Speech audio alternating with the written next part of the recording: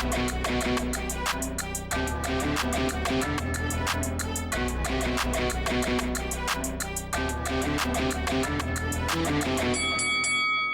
guys, welcome to Boxing Squared for boxing news and views from around the internet. One moment, one mistake, and Fabio Wardley took advantage in a fight that he was down big on the cards. It was all Justis Huni all of the time until it wasn't. Round 10, Justis Huni tries to trade with Fabio Wardley, and shades of a previous fight with Kevin Lorena, getting caught going down, and in this case he didn't get back up. Fabio Wardley bails himself out with his power. He stops Justis Huni, who's counted out. Justis Huni, first loss of his career, and Fabio Wardley, he gets one from the jaws of defeat. He gets the victory, bails himself out. It was very Deontay Wilder-esque, with Wilder having done this a number of times in his career, bailed himself out with his power, his right hand, and so too Fabio Wardley. But you have to say, Justis Huni, great performance until he got caught. I think his stock still goes up because he really showed his wares. I mean, I think Darren Barker, the commentator, at one point said it was a display of speed and pedigree, and it really was. He was making Fabio Wardley look super ordinary. And you could see it from round one where he was trying to control the action, and it was his fight.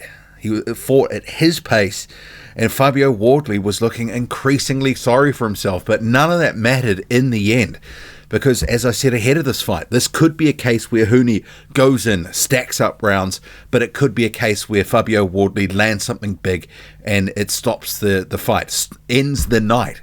And so too it has happened, and this is one of these scenarios with Justis Huni, and there's been questions about the chin. Would it hold up? Would he be able to sort of stay away from a war with Fabio Wardley? And for the most part, yes he did.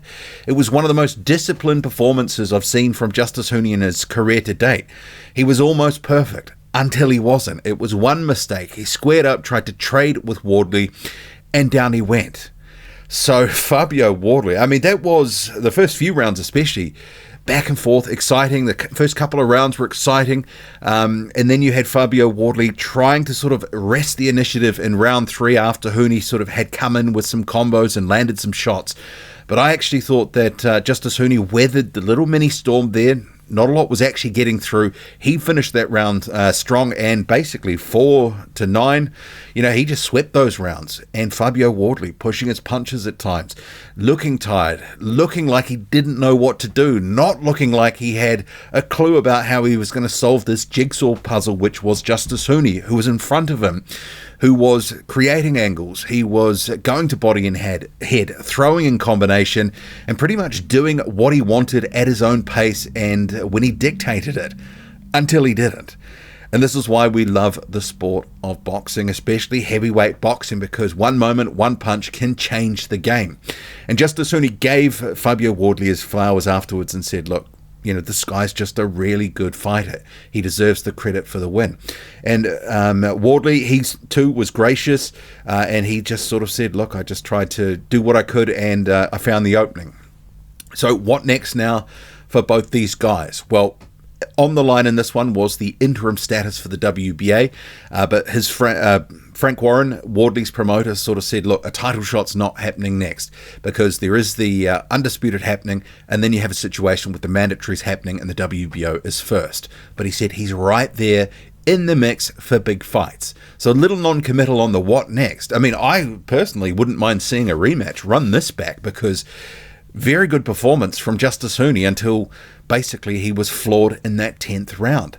He was the one bossing the fight until he wasn't. I'm sure there was plenty of people, including you watching at home, who were, writing Fabio Wardley's sort of obituary, basically, on this performance, dissecting it, going, geez, he didn't look the way that a lot of people thought that he would. Justis Huni was a massive underdog for some people heading into this one, but he showed his class, he showed his pedigree, and the speed was troublesome for Fabio Wardley. Huni was able to, and this is something he hasn't done in a lot of his most recent fights at a high level, he hasn't been able to sort of show the discipline that, for the most part, he displayed. This was the best performance in terms of a boxing spectacle and boxing responsibly, especially on the defensive end, that I'd seen from Justis Huni in his career to date, because he had tended to try get into a war with guys and take shots, unnecessary shots, but he avoided that. He was smart in there, but obviously Fabio Wardley, with the power, he was able to change the game, and it was just out of nowhere. 10th round, he needed not just a knockdown, not just a couple of knockdowns, he really did need a knockout. He gets the stoppage, and I guess, what you can say, and I know that the commentators are constantly banging on and people sort of saying he's learning on the job and that sort of stuff. But there's enough holes in Wardley's game where, guys with technical ability, speed, a little bit of pop will give him trouble.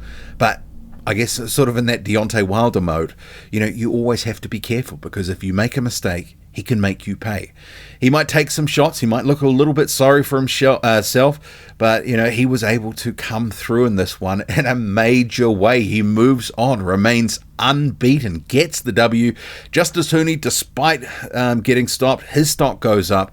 Fabio Wardley, undefeated, gets the win for Frank Warren and advances. Drop a comment loud and often, hit like, hit subscribe, follow me on Twitter, boxing_squared. I'm out.